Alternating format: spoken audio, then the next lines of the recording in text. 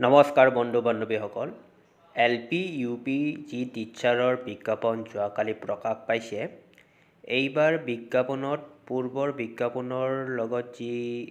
কিছুমান নিয়ম সলনি হৈছে আৰু কিছুমান নতুন নিয়ম অন্তৰ্ভুক্ত হৈছে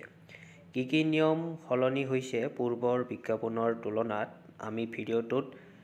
ভালদৰে বিশ্লেষণ কৰিবলৈ চেষ্টা কৰিছোঁ আপোনালোকে যিসকলে টেটত এপ্লাই কৰিম বুলি ভাবিছে তেওঁলোকে এই ভিডিঅ'টো শেষলৈকে স্কিপ নকৰাকৈ চালে সকলোখিনি তথ্য গম পাব আপোনালোকে জানিছে যে যোৱাকালি যি এলপিৰ ৩৮০০ পোষ্ট আৰু ইউপিৰ কাৰণে ১৭৫০ আৰু ইউপিৰ যি এই ১৭৫০ আছে তাত এছিষ্টেণ্ট টিচাৰ ছায়েন্স টিচাৰ আৰু এছিষ্টেণ্ট হিন্দী টিচাৰো অন্তৰ্ভুক্ত হৈ আছে টোটেল ১৭৫০ আপাৰ প্ৰাইমাৰী পোনপ্ৰথমে মই এইটো ইউপিৰ এডভাৰটাইজমেণ্ট আপোনালোকক দেখুৱাবলৈ চেষ্টা কৰিছোঁ এলপিৰ কাৰণে ৩৮০০টা পোষ্ট ওলাইছে লয়াৰ প্ৰাইমাৰীৰ আৰু আপোনালোকে হয়তো স্ক্ৰীণত ভালদৰে দেখিবলৈ মই চেষ্টা কৰিছোঁ জুম কৰি ৩৮০০টা পোষ্ট এইবাৰ গোটেই অসমতে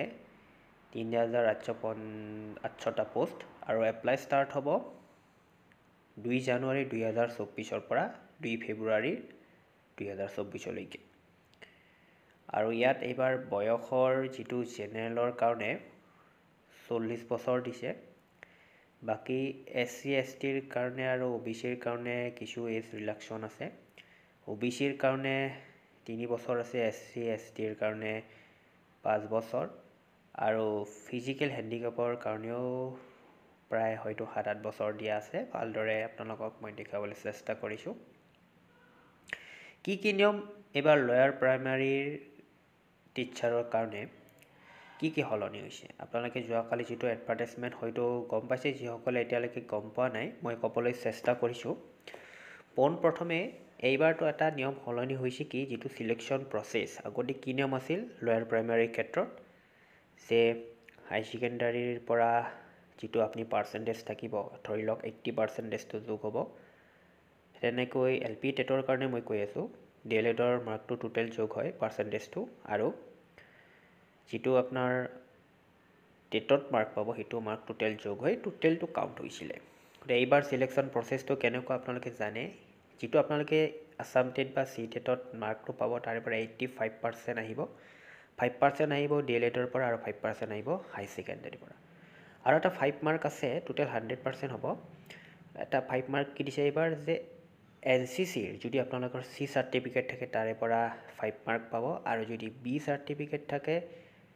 3 মাৰ্ক পাব আৰু যদি আপোনালোকে যদি নেশ্যনেল লেভেলত কিবা খেল বা আৰ্ট কালচাৰৰ যদি আপোনালোকে প্ৰতিনিধিত্ব কৰিছিলে তেনেকুৱা যদি আপোনালোকৰ তাত সাৰ্টিফিকেট আছে তাৰ পৰা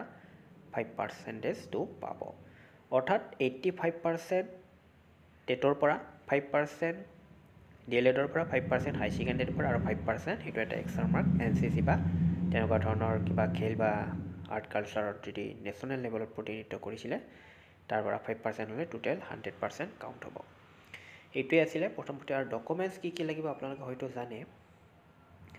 ৰিচেণ্ট পাছপোৰ্ট ফটো লাগিব হাই সেকেন্ডাৰীৰ মাৰ্কশ্বিট আৰু সাৰ্টিফিকেট মেট্ৰিকৰ এডমিট কাৰ্ড এজ প্ৰুফৰ কাৰণে কাবাৰ যদি কাষ্ট আছে কাষ্ট সাৰ্টিফিকেট দিব লাগিব জেনেৰেলৰ কাৰণে নালাগে তাৰপিছত আপোনালোকৰ ডিএলএডৰ মাৰ্কশ্বিট লাগিব তাৰপিছত আপোনালোকৰ হাই সেকেন্ডাৰী মাৰ্কশ্বিট তেনেকুৱা লাগিব ফটো লাগিব সিগনেচাৰ লাগিব গতিকে এনেকুৱা ধৰণৰ ডকুমেণ্টছখিনি আপোনালোকে আপলোড কৰিব লাগিব এপ্লাই আৰম্ভ হ'ব 2 জানুৱাৰীৰ পৰা লাষ্ট ডেট 2 ফেব্ৰুৱাৰী এডভাৰটাইজ এক্সটেণ্ড হ'ব পাৰে যে ইয়াত লিখা আছে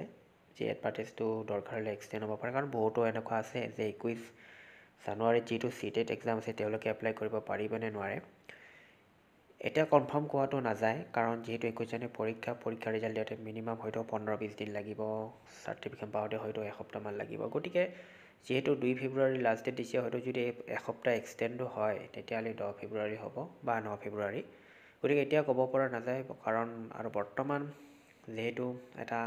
বিতৰ্ক চলি আছে যে NIOSৰ পৰা যিসকলে DLED পাছ কৰিছিলে তেওঁলোকে এপ্লাই কৰিব পাৰিব নে নোৱাৰে। এডভাৰ্টাইজটোত বৰ্তমানলৈকে তেনেকুৱা ধৰণৰ কোনো উল্লেখ কৰা নাই যদিও ইয়াত লিখা আছে যে 2 ইয়াৰ্ছ ৰেগুলাৰ ডিপ্ল'মা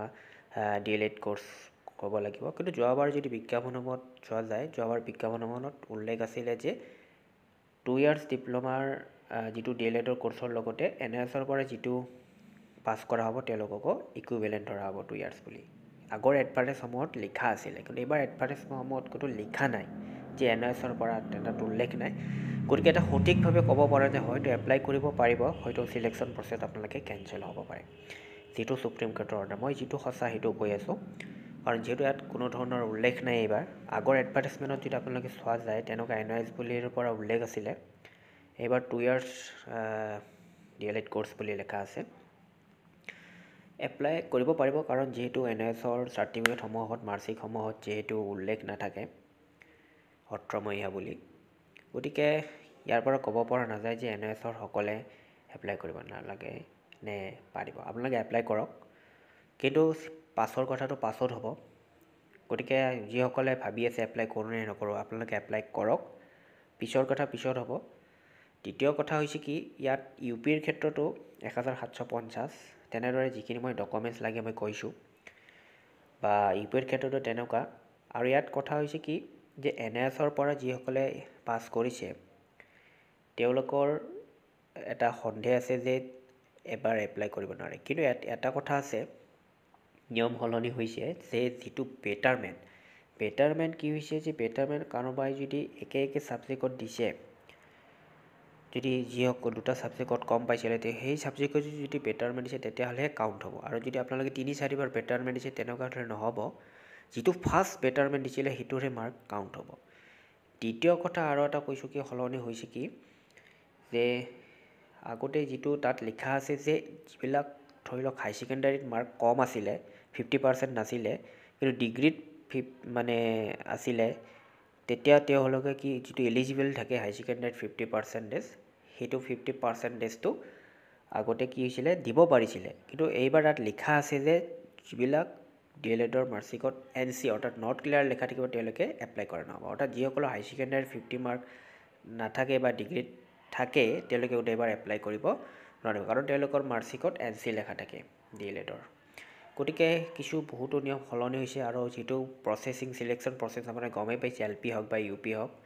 আগৰ নিচিনাকৈ থকা নাই, বহুতো এনেকুৱা নিয়ম সলনি হৈছে। পৰৱৰ্তী ভিডিঅ'সমূহ পাই থাকিবলৈ পুনৰ মই এনেকুৱা ধৰণৰ বিশ্লেষণ ভিডিঅ' মই লৈ আহিম। গতিকে ভিডিঅ'টো শেষলৈকে চাবলৈ ধন্যবাদ, নমস্কাৰ।